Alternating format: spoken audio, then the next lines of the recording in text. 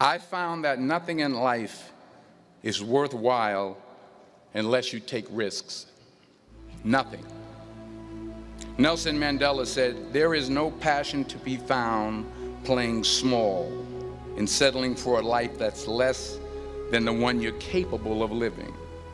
Now, I'm sure in your experiences in school and applying to college and picking your major and deciding what you want to do with life, I'm sure people have told you to make sure you have something to fall back on. Make sure you got something to fall back on, honey. But I never understood that concept, having something to fall back on. If I'm going to fall, I don't want to fall back on anything except my faith. I want to fall forward. I figure at least this way I'll see what I'm going to hit. Fall forward. This is what I mean. Reggie Jackson struck out 2,600 times in his career, the most in the history of baseball. But you don't hear about the strikeouts. People remember the home runs. Fall forward. Thomas Edison conducted 1,000 failed experiments. Did you know that? I didn't know that. Because the 1,001st was the light bulb. Fall forward. Every failed experiment is one step closer to success. You've got to take risks, and I'm sure you've probably heard that before, but I want to talk to you about why that's so important. First, you will fail at some point in your life. Accept it. You will lose. You will embarrass yourself. You will suck at something. There's no doubt about it. And I know that's probably not a traditional message for a graduation ceremony, but hey, I'm telling you, embrace it, because it's inevitable. And I should know. In the acting business, you fail all the time. Early on in my career, I auditioned for a part in a Broadway musical. Perfect role for me, I thought, except for the fact that I can't sing. So I'm in the wings, I'm about to go on stage, but the guy in front of me, he's singing like Pavarotti. He's just, and he's just going on and on and on, and I'm just shrinking. I'm getting smaller and smaller. So they say, "Oh, thank you very much, and you'll be hearing from us." So I come out with my little sheet music, and it was Just My Imagination by the Temptations. That's what I came up with. So I hand it to the accompanist, and she looks at it and looks at me and looks out at the director and was like, "All right."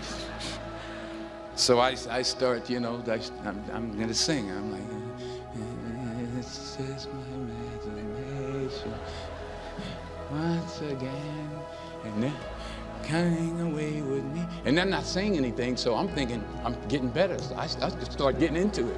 It was just my running. They say, "Oh, yeah, thank you very much, Mr. Washington, thank you." So I assumed I didn't get the job. But the next part of the audition, he called me back. The next part of the audition is the acting part of the audition. I'm like, hey, okay, maybe I can't sing, but I know I can act. So they pair me with this guy, and again, I didn't know about musical theater.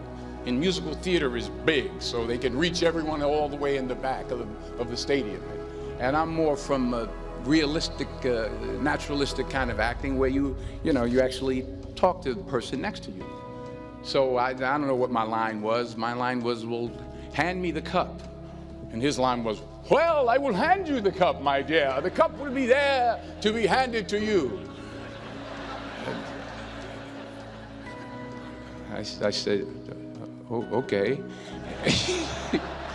"Well, should I give you the cup back?" "Oh, yes, you should give it back to me, because you know that is my cup and it should be given back to me." I didn't get the job. But here's the thing. I didn't quit. I didn't fall back. I walked out of there to prepare for the next audition, and the next audition, and the next audition. I prayed. I prayed, and I prayed. But I continued to fail, and fail, and fail. But it didn't matter, because you know what? There's an old saying, you hang around the barbershop long enough, sooner or later you're going to get a haircut. So you will catch a break, and I did catch a break. Last year, I did a play called Fences on Broadway. Someone talked about it. Won the Tony Award. But here's the kicker. It was at the Court Theater. It was at the same theater that I failed that first audition 30 years prior. The point is, and I'll pick up the pace, the point is, every graduate here today has the training and the talent to succeed. But do you have the guts to fail? Here's my second point about failure. If you don't fail, you're not even trying. I'll say it again. If you don't fail, you're not even trying. My wife told me this great expression.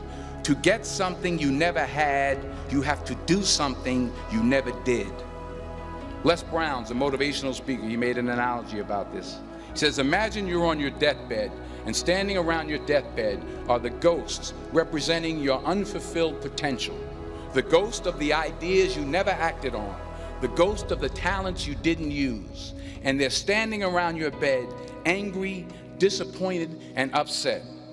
They say, we came to you because you could have brought us to life, they say. And now we have to go to the grave together. So I ask you today, how many ghosts are going to be around your bed when your time comes? You've invested a lot in your education, and people have invested in you. And let me tell you, the world needs your talents, man, does it ever. I just got back from Africa like 2 days ago, so if I'm rambling on, it's because I'm jet lagged. I just got back from South Africa. It's a beautiful country, but there are places there with terrible poverty that need help. And Africa is just the tip of the iceberg. The Middle East needs your help. Japan needs your help. Alabama needs your help. Tennessee needs your help. Louisiana needs your help. Philadelphia needs your help. The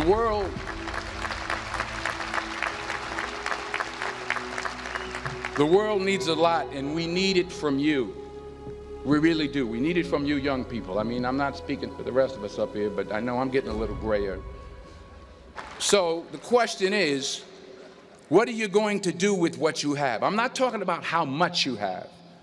Some of you are business majors. Some of you are theologians, nurses, sociologists. Some of you have money. Some of you have patience. Some of you have kindness. Some of you have love. Some of you have the gift of long suffering. Whatever it is, whatever your gift is, what are you going to do with what you have?